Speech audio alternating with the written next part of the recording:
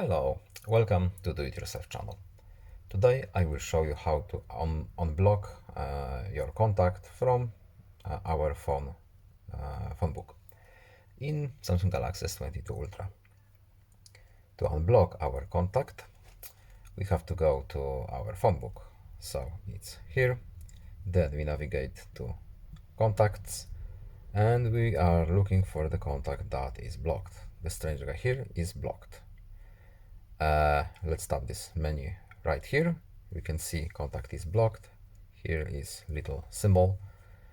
To unblock it, we need to go to this menu here, and we have unblocked contact option.